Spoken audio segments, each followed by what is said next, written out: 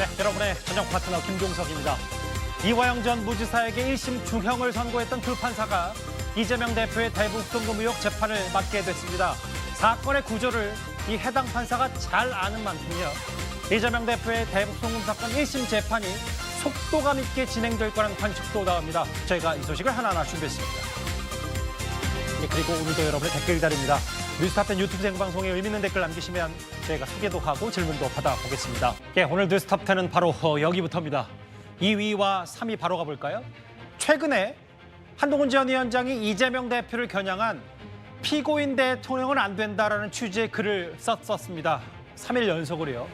이제 한동훈 전 위원장 어느 정도 만날 사람은 다 만났고 최근엔 특히 주변 인사들에게 본인 전당대회 출마에 대한 의견을 구한 걸로도 전해지는데요. 이제는 전당대회에 출마한다고 봐야 할 것 같고 그 시점이 다음 주라는 관측도 나왔습니다. 그런데 하나하나 얘기를 해보기 전에요. 한동훈 전 위원장 SNS에 작지만 큰 변화가 하나 있습니다. 제가 우리 당의 승리를 위해서 좀 이점이 있습니다. 저는 이 당에 아는 사람이 없습니다. 그리고 당 외에 있는 사람을 아는 사람이라고 밀어줄 정도로 그렇게 멜랑콜릭한 사람도 아닙니다. 최근에 건의한 거 그 댓글 좀 페북에 댓글 좀 친구 말고 좀 더 공개적으로 좀 열어달라고 제가. 제 주변에서도 이제 한동훈 위원장님이 계속 페북 글 쓰시니까 네. 거기다가 이제 댓글을 달고 싶은데 친구가 아니니까 댓글을 못 단다는 거예요. 친구만 댓글을 달기가 돼 있으니까 댓글이 이렇게 근데 이재명 친구까지 몰려오면 열어주셨는데 페북을 아직 이렇게 익숙하지가 않으신 것 같아. 그래서 그 글 하나만 열어주셨어. 제 주변에도 이제 친구들이 이제 달고 싶어하는 친구들이 있는데 댓글이 막혀 있다 나한테. 내가 근데 댓글은 좀 많이 달리면 좋은 거 아닌가 싶어서. 그렇죠, 그렇죠. 예, 그런 건이에요. 그냥 소소한 거, 그냥 뭐 제 수준에 맞는. 전당대회 출사표를 던지기가 임박했다는 관측. 그 전에 한동훈 전 위원장 SNS의 소소한 변화. 하지만 좀 의미가 작지 않은 그 얘기를 해보겠습니다. 이현정 의원님. 네. 한동훈 전 위원장은 본인 SNS 그리 즐겨 쓰지 않는 스타일인데 최근까지. 박상수 당협위원장 말에 따르면 최근 본인이 건의해서 여기 어떤 뭐 지지자나 여러 시민들이 한동훈 전 위원장에게 메시지를 보내는 것 자체가 가능해졌다. 이런 변화, 소통의 시작 아니냐 여러 해석들이 좀 있어요. 요즘 뭐 다들 이제 페이스북 같은 거라든지 뭐 인스타그램 다 쓰시니까 뭐 이렇게 이게 특별할까라는 이야기를 이제 많이 하실 것 같아요. 예. 사실은 저도 뭐 SNS를 잘 하진 않습니다. 이게 아무래도 이제 SNS를 하게 되면 많은 분들이 이제 또 친구가 맺어지고 또 어떤 이슈나 글에 대해서 또 찬성이나 반대 뭐 이런 것들이 많이 쏟아지니까요. 이제 그게 또 읽는 게 또 불편할 수도 있습니다. 더군다나 공직자 출신들, 특히 검사 출신 같은 경우는 주로 이제 보안에 굉장히 신경을 많이 씁니다. 자, 그러다 보니 한동훈 위원장이 정치권에 들어오면서도 예. 사실 이렇게 SNS를 하지 않았어요. 그러다가 이 선거 때 굉장히 아마 본인이 이거에 대한 약점을 파악을 한 것 같아요. 뭐냐면 이재명 대표는 거의 SNS 달인이거든요. 그러니까 페이스북, 유튜브, 뭐 인스타그램 다 이제 하고 성남시장 시절부터 그렇죠. 그랬죠. 굉장히 익숙합니다. 자, 그러니 어떤 메시지가 하나 딱 전달되면 즉각 반응이 오고 또 시행되는, 더군다나 차 타고 가면서도 이제 이 유튜브를 통해서 지원 뉴스를 하는 이런 거였잖아요. 맞아요. 근데 한동훈 위원장이 이제 언제 가장 이 그 SNS의 필요성을 느꼈냐면 선거날 예. 투표 독려를 해야 되는데 예. 본인이 메시지를 보낼 수가 없잖아요. 수단이 없으니까. 또 친구도 없고. 그러니까 그걸 당에다 전달해서 맞아요. 당에서 국민의힘 이름으로 전달하는데 이게 한계가 있습니다. 예. 당에 국민의힘 SNS 뭐 이거 하시는 분들 별로 없다 보니까 그러니까 정말 마음은 급한데 하루에도 뭐 수십 번 이거를 그날 보냈는데 실제로 그 파급력이 굉장히 줄었어요. 아시겠지만 이재명 대표는 거의 이 유튜브라든지 이 친구가 굉장히 많습니다. 예. 그러니까 메시지 하나만 던져도 즉각적으로 많은 사람들에게 알려지잖아요. 이제 그러면서 아마 이번에 집권을 하면서 SNS 처음으로 이제 아마 제가 알기로 옛날에 한번 글을 올리고 최근에 이제 글을 올린 게 시작을 한 것 같아요. 그러니까 홍준표 시장이 배신 얘기를 했을 때 바로 SNS 글 올린 게 거의 1년 8개월 만에 글을 맞습니다. 썼다고 하더라고요. 그러니까 예. 그 처음으로 이제 SNS 쓰게 되면서 요즘은 조금씩 이제 늘려가고 있는 것 같은데 특히 예. 거기에 이제 처음에 댓글 다는 거라 이런 걸 또 허용하진 않았습니다. 예. 그러다가 최근에 이제 이런 걸 허용했다는 것은 뭐 장족의 발전이면 장족의 발전이고 예. 굉장히 아마 늦게 그러니까 이게 참 그 SNS를 한다는 것 자체가 요즘은 정치인들이 예. SNS를 하지 않으면 정치를 할 수가 없어요. 이제 그러다 보니 이제 이런 걸 했다는 이야기는 결국 여의도 정치에 본인이 이제 뛰어들겠다라는 것을 어떤 상징적으로 보여주는 장면 아닌가 싶습니다. 그러니까 아직 한동훈 전 위원장이 SNS에 익숙하지 않은지 글 하나만 열어놨다라고 해서 직접 일반 시민들이 메시지 보내기가 가능해졌다. 그 정영진 변호사님 이런 것 같아요. 그러니까 본인이 대권 도전까지 염두에 둔다면 대중정치인으로 거듭나기 위해선 최근에 어쨌든 트렌드, SNS를 활용하지 않을 수 없다는 판단 뭐 이런 것도 분석에 나오겠죠. 민주주의가요, 간접 민주주의에서 이제 기술의 발달로 인해 가지고 특히 SNS 등의 발달로 인해서 예. 직접 민주주의화 된 거예요. 옛날처럼 여의도에 100만 명 모아놓고 연설하고 그러던 시대는 아니지 않습니까? 그런데 공직자들 특히 판검사들은요 SNS를 하면 안 돼요. 왜냐하면 판검사는 일하는 것 자체가 일 자체가 승패를 결정하는 건데 예. 그런 거 통해 가지고 다른 사람들한테 미리 예단을 주는 것은 그 일 자체와 비교했을 때 굉장히 부적절한 거기 때문에 그다음에 어떤 판사들 막 그렇게 글 올렸다가 나중에 엄청나게 비판받고 비난받고 그러지 않았습니까? 뭐 징계도 받고 하잖아요, 사실. 예. 한동훈 비대위원장 검사 평생 검사만 하고 법무부 장관까지 했던 사람이기 때문에 예. 그러니까 아마 SNS가 그 의식적으로라도 이게 그렇게 익숙치 않았을 것 같은데 예. 그런데 이제 정치인 하겠다라고 그랬잖아요. 그러니까 바뀌어야 된다. 조금 전에 이현종 위원님 말씀하셨지만 만약에 제가 SNS를 받았는데 예. 국민의힘이라고 하는 당으로부터 독려하는 그런 SNS를 받는 거하고 한동훈이라고 하는 개인으로부터 받는 거하고 같을 수가 있겠습니까?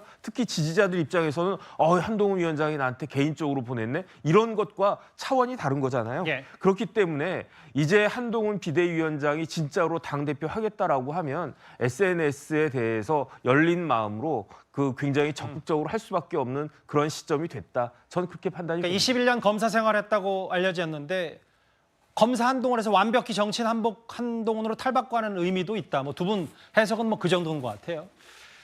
잠정적으로 국민의힘의 차기 당대표를 뽑는 전당대회는 7월 23일, 7월 말쯤에 있고 지도체제도 뭐 돌고 돌아서 황의호 현 비대위원장이 그렇게 2인 지도체제를 띄웠지만 단일 지도체제 현행체제를 유지했고요. 경선 룰도 당원 80, 여론조사 20 정도 8대2로 굳혀졌습니다. 서영주 대변인, 네. 상대 당이시긴 하지만 뭐 워낙 그 여의도에서 듣는 얘기가 많으실 테니까 다음 주 정도면 출마 선언한다는 관측이 지배적이더라고요. 그렇죠. 이게 역산을 해야죠. 전당대회가 7월 23일 잠정 잡혔잖아요. 예. 통상적으로 전체 일정을 봤을 때 한 35일 정도 잡아야 됩니다. 그러면 이제 공고가 나가는 게 한 6월 말이라고 좀 말보다는 좀 더 앞당겨지겠죠. 예. 그냥 공고가 되게 되면은 한동훈 전 위원장이 출마를 결심하면 막바지에 가서 후보 등록할 공사들이 있다라고 예. 지금 예측을 하고 있거든요.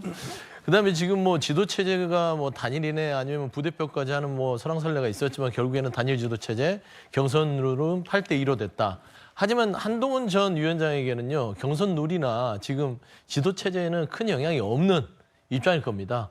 지금 뭐 그 여의도 관가에서는 한동훈 전 위원장이 나오면 국민의힘의 당대표 선거는 어차피 어디하니라는 얘기들을 계속 하고 있는데 나름대로 이제 출격하려는 이유들이 한 두 가지가 크게 작동하는 것 같아요. 첫 번째는 한동훈 전 위원장이 혼자 움직이다가 이제 예. 세력이 움직인다는 거. 언론의 세력이 움직이는 게 나오잖아요. 주변 사람들이 뭐 좀 가짜 뉴스긴 했지만 캠프를 차렸다는지 뭐 이런 얘기들이 나오고 있고요. 두 번째로 또 보면은 가짜뉴스는 아닌지 잘 모르겠지만 하여튼 예. 이제 사실 확인 안 됐지만 예. 그다음에 두 번째는 뭐냐면은 뭐 본인의 고민하던 하나가 해결됐습니다.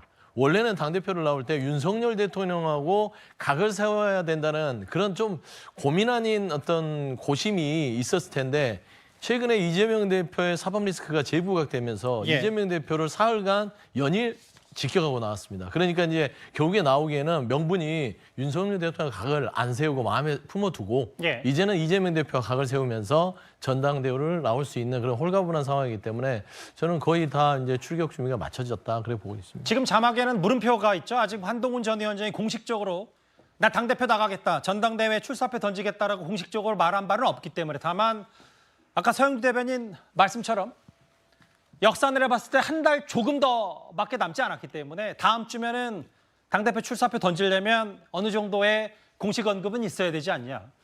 이현정 의원님. 네. 이 아까 서 대변인 말씀처럼 어대한 어차피 국민의힘 당대표는 한동훈 아니냐. 뭐 이런저런 얘기가 나오니까 오늘 저희 채널A 홍지은 기자의 단독 취재 내용이 뭐냐면 전당대회 기탁금을 낮추는 방향을 검토하고 있다. 뭐 이런 얘기가 있거든요. 그 화면을 좀 만나볼까요? 원래 작년 전당대회 김기현 대표가 됐던 당대표는 1억 2천 기탁금 내야 되고 최고위원은 4천만 원인데 이게 뭔가 흥행을 좀 더 시키기 위해서 이것도 좀 하향 조정하는 것도 검토 중이다. 후보군을 좀 늘리겠다는 겁니까? 뭐 그런 의도로 보여집니다. 그런데요, 선거라는 것은 항상 예외가 있습니다. 뭐 지금 어대한이라고 이야기를 하지만 예. 선거는 뚜껑을 열어봐야 아는 것이거든요. 항상 선거라는 게 뭐 여러분 최근에 어떤 선거 보셨지 않습니까? 국회의장 뽑는데 당연히 모든 게 사람들이 다 추미애다라고 이야기를 했지만 결국 우원식으로 뽑혔지 않습니까? 예. 그만큼 이 당대표 선거도 정말 최선을 다하지 않으면 사실은 이게 그 민심이 어떻게 작용할지 굉장히 어떤 뭐 알 수가 없습니다. 예. 그래서 우리가 뭐 어대한 하는 게 오히려 이게 상당히 좀 흥행을 막는 요소가 될 수도 있어요. 어차피 되니까 안 찍는단 말이에요. 근데 또 새로운 주자들이 나올 수도 있습니다. 그러니까 새로운 바람을 일으킬 수가 있었고 예전에 아마 아시겠지만 이준석 대표 나왔을 때 그때 되리라고 누가 믿었습니까? 근데 또 뒤집어졌잖아요. 예. 그러니까 그 마찬가지로 항상 선거는 예외가 있습니다. 그러니까 그만큼 국민의힘에서도 이번에 이제 이 흥행이 중요한데 예. 사실 뭐 우리나라 국민들 중에서 한동훈 위원장 모르는 사람이 없을 거 아니에요. 그러니까 지금 저 기탁금이라는 게 지금 이제 이 5분에 이제 뭐 대표는 아니지만 예. 최고위원들 후보 같은 경우에 주로 이제 원내 인사들이라든지 이번에 선거에서 떨어진 분이라든지 이런 분들 같은 경우는 선거 때 많은 또 이 투자를 했지 않습니까? 그렇죠. 근데 바로 이어서 지금 선거를 하려니까 이게 지금 후원금 모금하는 게 간단치 않아요.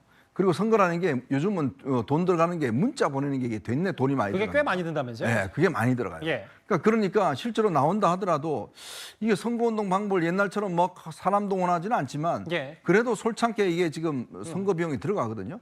그래서 기탁금을 저걸 좀 줄이는 방향으로 아마 이제 검토를 하고 있는 걸로 알고 있어요. 그래야지만이 특히 최고위원 후보들 같은 경우는 좀 많은 분들이 출마를 해야 경선이 일단 흥행이 될 거 아니겠습니까? 그렇겠죠. 또 특히 당대표도 1억 2천만 원은 또 너무 많고 예. 그리고 한동훈 위원장도 아마 본인은 최소화하는 선거운동을 할 거예요.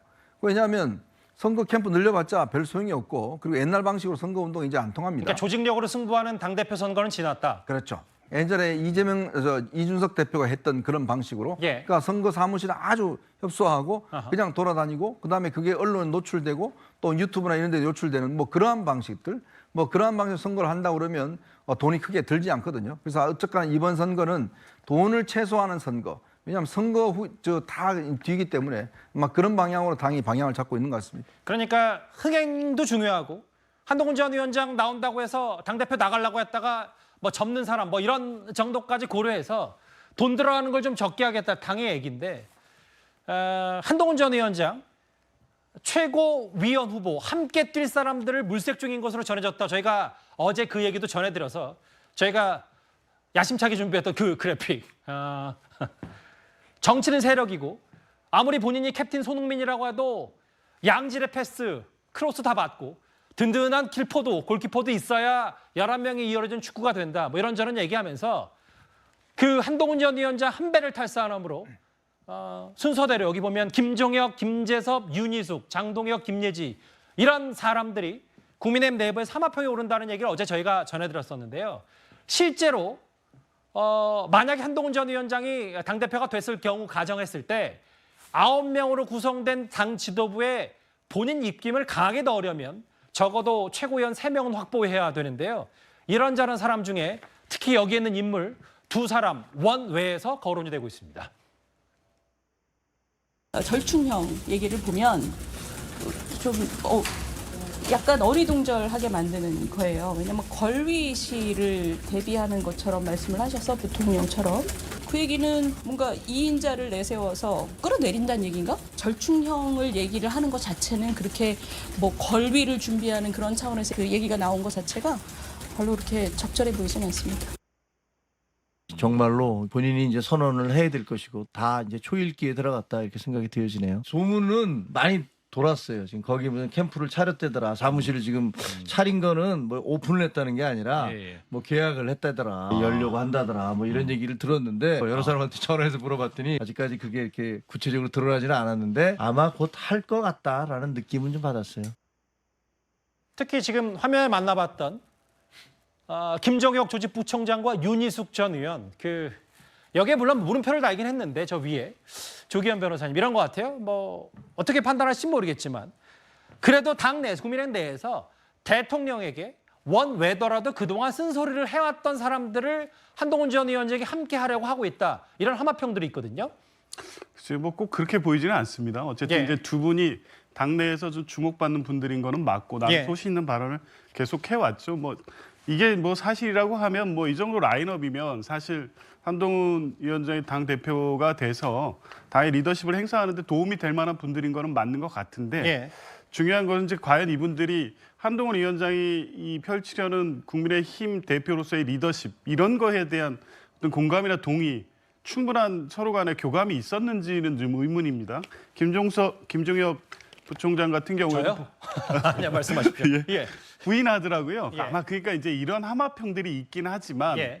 지금 뭐 출마 준비를 하면서도 사실은 한동훈 위원장의 리더십 또 정치력이 어느 정도인지에 대해서는 예. 국민의힘 당 내에서도 여러 가지 의견들이 있을 거 아닙니까? 근데 어쨌든 대세로는 형성돼 있으니 최상의 라인업 그리고 같이 뜻을 같이 할 최고위원들을 뭐 같이 가는 것은 뭐 도모하는 것은 맞는 것 같은데 예. 제가 볼 때 중요한 것은 이분들 역시 어떤 하나의 방향을 정해놓고 뭐 윤석열 대통령의 쓴소리를 할 수 있는 어떤 라인업을 구성한다 이런 공동의 목표를 합의하고 가는지는 모르겠습니다. 예. 근데 중요한 것은 한동훈 위원장 본연의 철학과 같이 여당의 대표로서 어떠한 정치를 펼칠 것인가 이런 부분이 아직 외부적으로 크게 드러나지 않은 채 사실은 한동훈 위원장의 그 비대위원장의 어떤 리더십의 어떤 메시지가 지금도 나오고 있지 않습니까? 이조 심판론 비슷하게. 그래서 출마를 준비하면서 물론 이제 출마를 공식한 이후에 예. 당과 대통령과의 관계에 대한 어떤 새로운 시각이나 과제를 제시하면 모르겠는데 적어도 지금까지 제시하고 있는 메시지 그 내용만으로 윤희숙, 김종영 등 뭐 윤 대통령의 과거 쓴소리를 했던 분들을 최고위원으로 라인업을 구성해서 이번 선거에 나온다고 해서 지금 국민의힘이 대통령과의 관계 설정을 새롭게 갈 수 있는 어떤 지도부를 구성할 수 있을지는 실제 뭐 나올지 지켜볼 여부를 일이죠, 사실. 예. 그리고 나온다고 해도 이제 전대 과정에서 어떤 메시지를 예. 내는지 좀 봐야 될 것 같습니다. 지금 뭐 자막 내용에도 나옵니다만 사실은 저 두 사람이 그동안 소신파라고 해서 대통령에게 쓴소리를 해왔던 원외 인사기도 하고 앞서도 말씀드렸다시피 만약에 한동훈 전 위원장이 당대표가 됐을 경우 장악력이 있으려면 적어도 최고위원 3명은 본인의 가치관, 철학과 비슷해야 되지 않냐. 그 대통령의 쓴소리, 정혁진 변호사님. 다음 화면을 볼 텐데 실제로 이제 전당대회 출사표를 준비하기 전에 주변 사람들에게 한동훈 전 위원장이 이런저런 얘기를 한 모양이에요. 특히 국민을 위하는 길이라면 대통령실과 여당이 협력하는 게 당연하고 이견이 있을 때는, 다른 생각이 있을 때는 해결 과정에서 긴장 관계가 될 수도 있는 게 국민을 위한 건강한 정치다. 뭐 대통령과 일부러 각을 세울 필요 없다. 뭐 이런 취지 얘기를 한 것 같아요. 뭐 저 당연한 이야기 아니겠습니까? 여당이 왜 여당입니까? 대통령과 함께하는 당이 여당 아니겠습니까? 그런 여당이 대통령실하고 협력하지 않고 각만 계속 세우면 그건 여당이 아니라 야당이 할 일이 아닌가. 그러면은 제가 봤을 때 어차피 대표는 한동훈, 어대안이 맞는 것 같아요. 오죽하면 2인지도 체제라고 한 이야기까지 나왔겠습니까? 그런데 제 개인적인 생각으로는 어대안을 모든 국민들이 거의 다 인정하고 있음에도 불구하고 흥행은 될 것이다. 왜냐하면은 왜 어대안이 흥행이 될 수 있을까? 제가 생각을 해봤더니 득표율이 얼마나 나올까가 관건일 것 같고요. 또 런닝메이트를 한동훈 비대위원장이 누구를 세울 것인가 이런 부분들도 많은 사람들한테 관심을 끌 것이기 때문에 그런데 중요한 건요. 제가 봤을 때 확실한 거는 한동훈 전 비대위원장이 국민의힘 당대표가 돼서 당 지지율도 올려야 되지만 대통령의 지지율도 올려야 됩니다. 대통령의 지지율도 올라가야 됩니다. 예. 그래야지 한동훈 본인이 살 수 있는 것이 아닌가 저는 그런 생각이 들고요. 당 지지율만 막 올라가고 대통령 지지율 확 떨어져 버리면 그게 제대로 된 그런 관계이겠습니까? 이런 부분들을 한동훈 비대위원장이 잘 알 것이고 런닝메이트로는 한동훈 비대위원장의 상대적으로 적은 정치 경험을 메꿔줄 수 있는 그런 좋은 사람을 발탁하는 것이 필요하지 않을까 하는 생각이 듭니다. 정치권의 경험이 많은 사람이 필요하다는 게 이제 정영진 변호사의 개인적인 의견이기도 하고 결국은 어떻게 같은 배를 탄 사람과 함께 공유를 할 것이냐. 대통령과 뭐 긴장 관계를 굳이 만들 필요는 없지만 어쨌든 당이 중심이 돼야 되는 게 한동훈 전 위원장 생각이고 과거 이준석 대표 체제 와야 됐으니까 그래서 구성이 중요하고 친윤계가 당 주류니까 이거 그러면 당정 관계가 수직적이지 않냐 지금 현재. 그래서 뭔가 그런 고려까지 하는 것 같고 앞서 저희가 준비했던 그래픽 한번 다시 볼게요. 저희가 이건 어차피 그 여러 취재를 바탕으로 한 상상력을 더한 시나리오였기 때문에 물음표를 달아봤고 실제로 여기 물음표를 단 인물 중에 한동훈 전 위원장 바로 옆에 김재섭 의원이 있거든요. 30대 초선 김재섭 의원.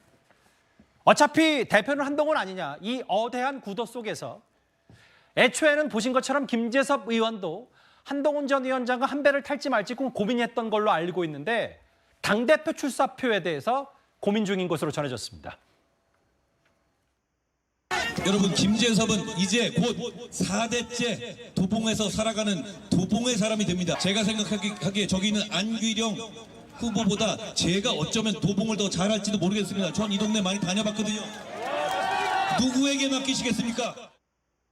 비대위원장으로서 당 대표로서 선거 책임에 무한한 책임을 져야 되는 건 맞지만은 제가 옆에서 한동훈 위원장을 봤을 때 그리고 전국 유세를 돌아다니면서 본인이 쓸 수 있는 모든 역량들을 다 쓰려고 하는 모습들을 봤을 때 그렇게까지 비난받을 일인가는 좀 싶어요. 선거 패배 이후에도 여전히 보수 지지층 내에서는 뭐 차기 대권 주자로서 유력하게 지지율 1위 이런 것도 보여주시는 것이 그런 노고들을 좀 알기 때문에 아닌가라는 생각. 30대 초선의 김재섭 의원 강북에서 유일하게 당선이 됐고 지난번 정치 시그널 나와서 한동훈 전 위원장 선거 때 할 만큼 했다는 취지의 얘기를 했는데 오늘도 야심차게 준비한 그래픽이 있어요. 이현정 의원님. 네. 동아일보 보도에 따르면 김재섭 의원이 뭐 통화를 해봤는데 최고위원이나 이런 뭐 러닝메이트 성격이 아니라 직접 당대표 출마도 고려 중이다. 이렇게 얘기를 했네요. 아마 이제 당내에서 주로 3040들이 김재섭 의원에게 좀 여러 가지 독려를 하고 있는 것 같습니다. 왜냐하면 이제 아무래도 이 국민의힘이 포스트 이준석을 대체할 만한 이제 인물이 필요하다. 그래야지만이 이제 앞으로 젊은 층에게 어떤 지지를 구할 수 있지 않겠는가. 이런 이제 논의들이 꽤 있는 것 같아요. 그러려면 최고위원으로서 그냥 어떤 원어무댐이 아니라 당당히 당대표로 나서서 어떤 흥행을 이끌고 또 이런 것들이 지금 한동훈, 김재섭 뭐 이런 라인들이 사실은 이제 국민의힘의 어떤 주류다. 이런 것들을 좀 보여주면 굉장히 흥행에 도움이 되지 않겠는가라는 것들을 아마 고민하고 있는 걸로 알고 있습니다. 아마 김재섭 의원 같은 경우는 지금 선거 이번에 치른 지가 얼마 안 되기 때문에 또 본인이 아직 대표까지는 지금 뭐 할 수 있겠는가라는 것 때문에 아직 최종 결정은 하고 있지 않지만 고민 중이라고. 아직 뭐 주변에서 일단 좀 많이 요구를 하고 있는 것 같아요. 뭐 그건 좀 지켜봐야 되겠습니다만 어쨌건 간에 저는 이번에 이렇게 되면 아마 굉장히 흥행적인 요소는 있을 겁니다. 저 국민의힘이 이재명 지금 한동훈 전 위원장이 바라보는 게 수도권 정당이잖아요. 수도권. 그리고 3040을 일단 집중적으로 공략하겠다. 이런 컨셉을 지금 잡고 있거든요. 즉 지금 국민의힘이 영남 위주의 정당에서 실제로 수도권 위주의 정당으로 탈바꿈하지 않으면 다음 뭐 지방선거, 대선, 총선 제가 볼 때 별 희망이 없습니다.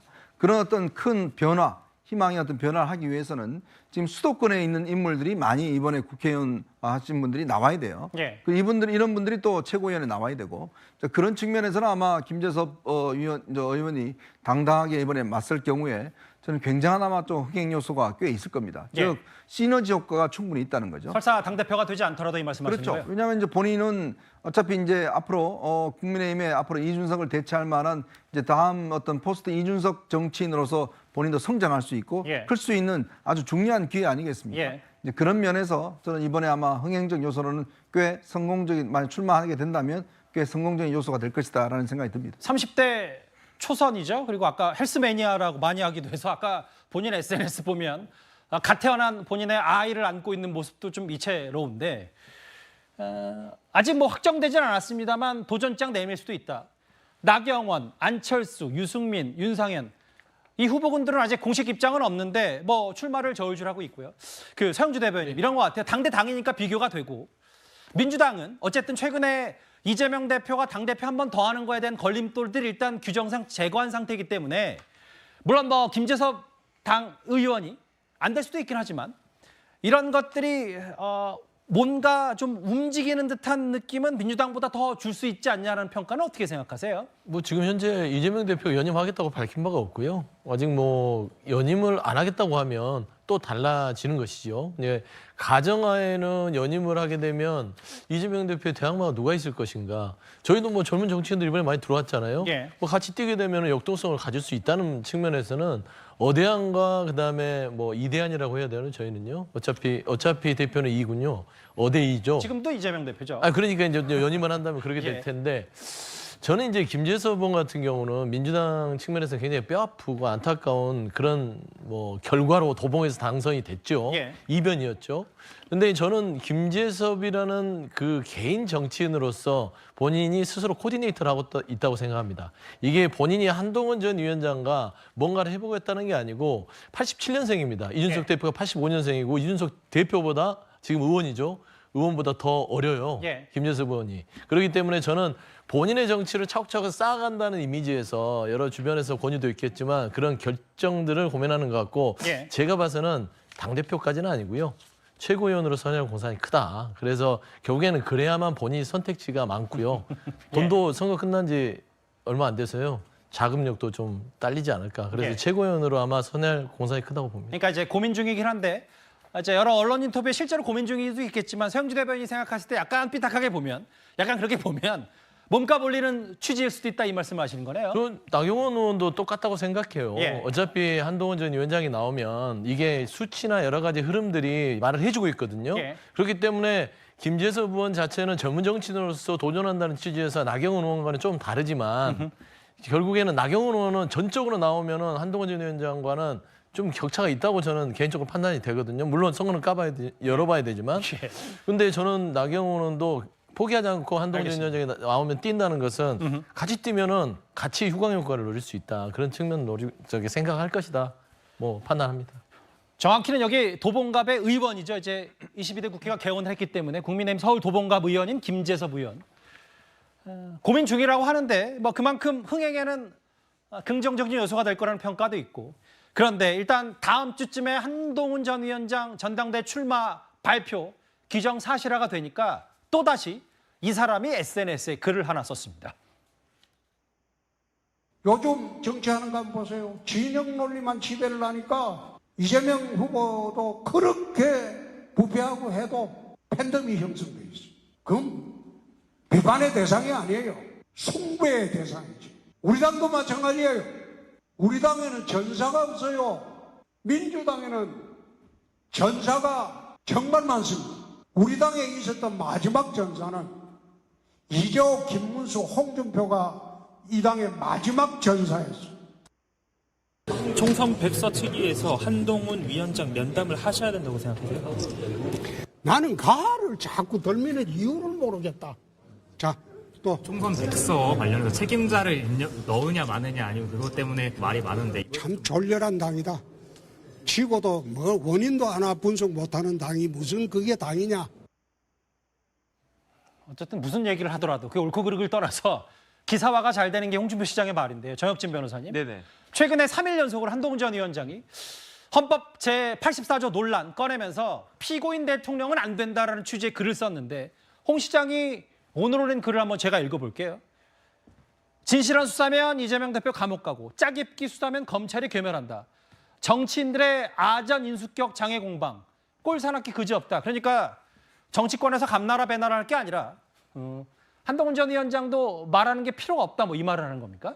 글쎄요, 저는 홍준표 시장님이 말씀하신 거 지금 SNS 제가 들어가서 보고 있는데 예. 도대체 무슨 말씀인지 잘 저는 이해가 안 돼요. 이재명 대표가 유죄인지 무죄인지 어떻게 생각하는지. 그런데 중대한 범죄의 피고인이 우리나라의 대통령이 되는 것이 맞겠습니까? 우리나라가 1인당 국민소득이 예. 일본을 앞질렀다고 그랬잖아요. 그런데 형사 재판을 쭉 받고 있는 그런 피고인이 대통령이 되는 것이 과연 합당하고 정당하고 맞는 일인가? 모든 국민들이 그건 아니다라고 생각할 거 아니겠습니까? 그런데 중요한 건 뭐냐면은 그렇기 때문에 이재명 대표가 유죄든 무죄든 내년 다음번 대선 이전까지는 빨리 그 결과가 확정이 돼야 된다는 거예요. 그러니까 지금 만약에 이재명 대표가 본인이 주장하는 바와 같이 반대로 많은 관련된 사람들이 다 유죄가 나오고 있음에도 이재명 대표는 본인은 무죄라고 주장하고 있는 거 아니겠습니까? 어쨌든 본인이 무죄라고 주장을 하면 빨리빨리 재판을 진행해서 결과가 나오도록 해야 되지 않겠습니까?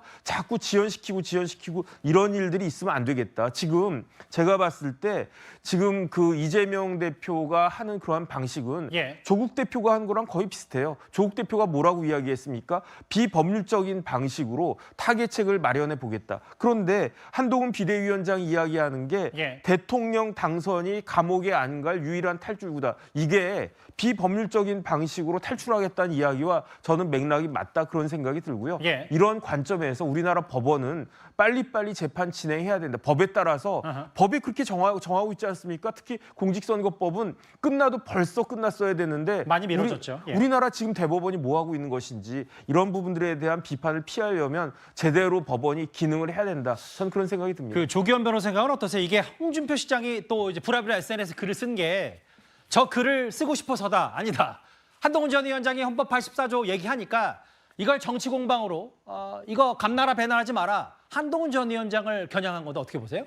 그렇게 보이네요. 그러니까 아까 어디 행사장에서 질문에 답하는 거야 뭐 늘상 하는 답변이고 예.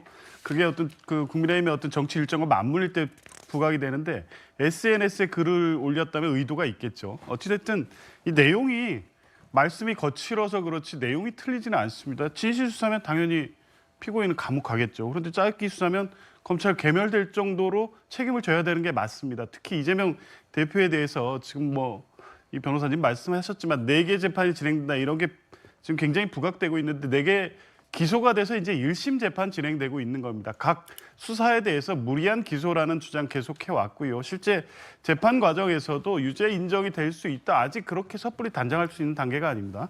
쌍방울 관련된 수사도 이제 기소는 했지만 예. 이화영 부지사에 대한 재판 결과를 갖고 이재명 대표의 유죄를 기정사실화하는 것처럼 지금 볼 수 있는 상황도 아니고요.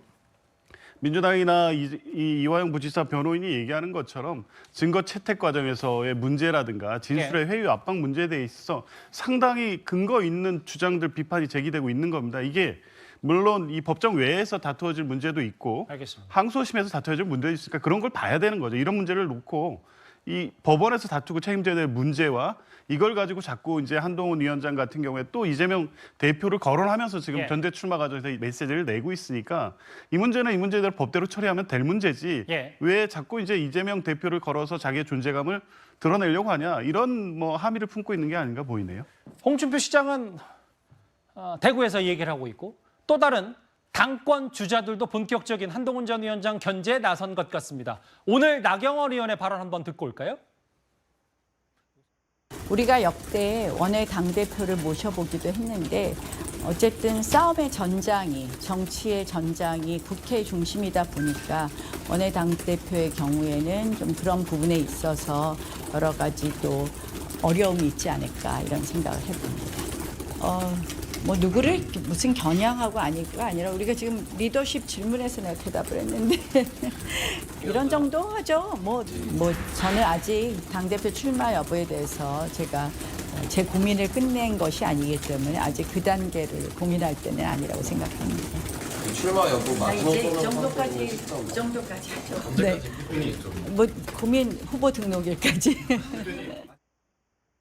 서영주 대변인께서 쭉 보시잖아요. 나경원 의원 출마한다는 얘기입니까? 그러니까 후보 등록일까지 상황을 지켜보겠다. 그러니까 어차피 제가 말씀드린 거 객관적으로 보면 그러니까 한동훈 전 위원장이 나왔을 때 저기 당대표 등록비만 1억이 넘어갑니다. 아무리 깎아도 큰 돈이잖아요. 등록하고 나서 결국엔 중도에 포기한다는 것도 여러 가지 뭐 산수를 했어도 셈법을 했어도 조금 당황스러운 상황이고요. 지금 나경원 의원도 그렇고 향후에 뭐 다른 의원들도 지금 한동훈 전 위원장에 대해서 각을 세우는데 조금 궁색해요. 그러니까 뭐 원내대표에 대해서 본인은 이제 그 배지를 다는 대표이기 때문에 더 이제 잘 싸울 수 있다 하는데 그건 이미 깨졌잖아요. 이준석 대표 원내 때 당대표로 해서 대선까지 승리를 이끌었잖아요. 그런 거로 따지면 나경원 의원 자체가 배지를 달았다고 해서 꼭 잘한다. 이런 설득력이 떨어진다는 부분이고 지금 보면 윤상현 의원 빼고는요. 다들 입장을 안 밝히고 있습니다. 그러게요. 그러니까 나경원 의원 대표적으로 안철수 의원도 그렇고요. 그다음에 유승민 전 의원도 그렇고 결국엔 제가 봐서는 상황 자체를 끝까지 완주를 할지에 대해서 그다음에 이제 그 솔직히 본전 생각도 날 거다. 그런 측면에서는 그냥 스피커만 키우고 본인 장사하고 또 안 나올 수도 있을 가능성도 굉장히 상당하다. 그래 보고 있습니다. 장사 본전 뭐 그러니까 시체만 표현을 많이 이해는 됐는데 무슨 말씀인지 알겠어요.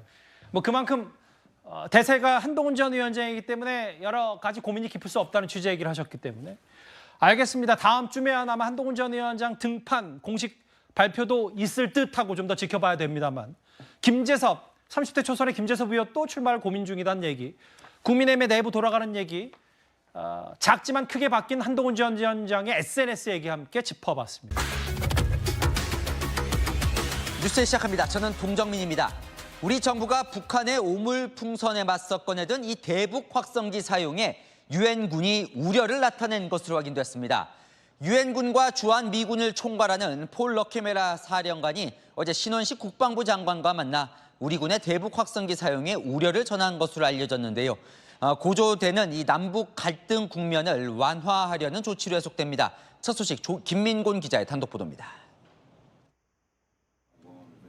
유엔군 사령부와 주한미군 사령부, 한미연합군 사령부 등 총 3개의 사령부를 총괄하는 폴 러케머라 사령관이 어제 오후 신원식 국방부 장관과 비공개 단독 회담을 진행했습니다. 러케머라 사령관은 서울 용산 국방부 청사를 직접 찾아 우리 군의 대북 확성기 방송 재개와 관련한 우려를 표한 것으로 알려졌습니다.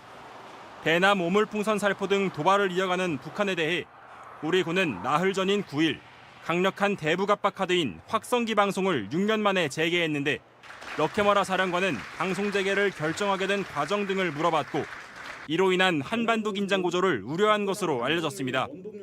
러케머라 사령관의 발언은 향후 방송 재개 시 신중히 판단해달라는 취지로 해석됩니다.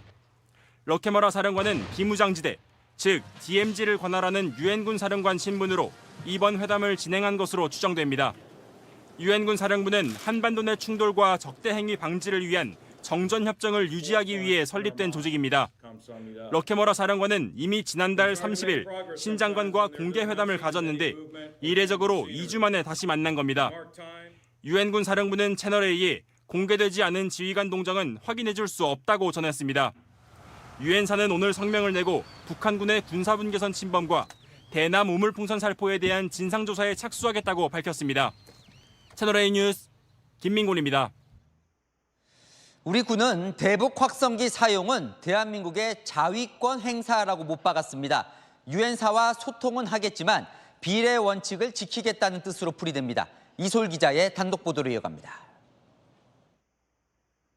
국방부는 신원식 장관과 폴 러케머라 유엔군 사령관의 비공개 회담과 관련한 입장을 묻는 채널A 질의에 두 사람이 만났는지 확인해 줄 수 없다면서도 다만 우리의 확성기 방송은 북한의 도발에 대한 자위권 차원의 대응 조치라고 밝혔습니다. 앞서 우리 정부는 나흘 전인 9일 대북 확성기 방송 재개를 결정하며 그 배경은 북한의 도발 때문이라고 강조했습니다. 앞으로 남북 간 긴장 고조의 책임은 전적으로 북측에 달려 있을 것임을 분명히 합니다. 현재 우리 군은 동서부 전선 전역에 걸쳐 대북 확성기 설치를 완료했는데 언제든지 즉각 운용할 준비가 돼 있다는 입장입니다. 다만 9일 첫 방송 이후 추가로 방송은 하지 않고 있습니다. 일각에서는 윤석열 대통령의 해외 순방 일정과 다음 주로 전망되는 푸틴 러시아 대통령의 방북 일정 등을 고려한 조치라는 분석이 제기됩니다. 이에 대해 국방부는 현 상황과 관련해 유엔사와 긴밀히 소통하고 있다고 밝혔습니다. 채널A 뉴스 이솔입니다. 국민의힘이 전당대회 룰을 확정지었습니다. 지난해 전당대회를 앞두고 당원 100%로 룰을 바꿨었죠. 다시 민심을 반영하는 걸로 바꿨는데 20% 비율을 두고 민심에 역행한다는 지적도 나옵니다. 홍지은 기자입니다. 국민의힘 비상대책위원회가 차기 지도부 선출 규정을 확정했습니다. 100%였던 당원 투표 비중을 80%로 낮추고 일반 여론조사를 20% 반영하기로 했습니다. 여론조사 30% 반영안도 함께 올라갔지만 비대위원 다수는 20%를 택했습니다. 한 비대위원은 지금 당신 비율을 너무 낮추면 총선 참패 책임을 당원에 덮어 씌우는 것처럼 보일 수 있다고 설명했습니다. 하지만 비대위 내부에서도 아쉽다는 반응이 나왔습니다. 8대2의 비율을 채택한다면 실제 전체 조사의 결과는 100% 당원 중심 선거와 별반 다르지 않을 것입니다. 수도권 의원들 사이에서도 비판이 쏟아졌습니다. 사실은 7대3 룰보다도 더 퇴행한 8대2가 됐기 때문에 정말 국민들이 보시기에는 변화를 하지 않으려고 하는구나. 안철수 의원도 20%라는 비율은 민심을 받든다는 말을 하기조차 민망하다며 지지자들의 관심과 참여를 늘릴 수 있는 기회를 버렸다고 지적했습니다. 룰을 확정한 국민의힘은 다음 달 23일 전당대회를 치르기로 하고 준비에 들어갔습니다. 채널A 뉴스 홍지은입니다. 한동훈 전 국민의힘 비대위원장은 이르면 다음 주 전당대회 출마를 선언한 걸로 알려지는데요. 이 주변에 대통령실과 기싸움은 하지 않겠다는 뜻을 밝혔다고 합니다. 나경원, 윤상현 의원 등 다른 당권 주자들의 한동훈 견제는 시작됐고 김재섭 의원의 대표 출마도 검토 중입니다. 최수연 기자입니다. 한동훈 전 국민의힘 비상대책위원장이 최근 여권 인사들과 만나 용산 대통령실과 기싸움을 하지 않겠다는 뜻을 밝힌 것으로 전해졌습니다. 한 전 위원장이 대통령실의 반대를 위한 반대를 하거나 기싸움하지 않고 국민만 보고 가야 한다는 취지로 말했다는 겁니다. 용산과 차별화를 해야 한다는 당 일각의 주장이 있지만 인위적으로 각을 세우지는 않겠다는 뜻을 밝힌 것으로 보입니다. 우리끼리 내부 권력에 암투할 시간과 에너지는 없습니다. 궁중 암투나 합종 연행하듯이 사극짓고 삼국지 정치하지 말자는 겁니다. 후보 등록 시점에 맞춰 다음 주쯤 출마 전망이 나오는 가운데 다른 당권 주자들이 견지에 나섰습니다. 정치의 전장이 국회 중심이다 보니까 원내당대표의 경우에는 좀 그런 부분에 있어서 여러 가지 또 어려움이 있지 않을까.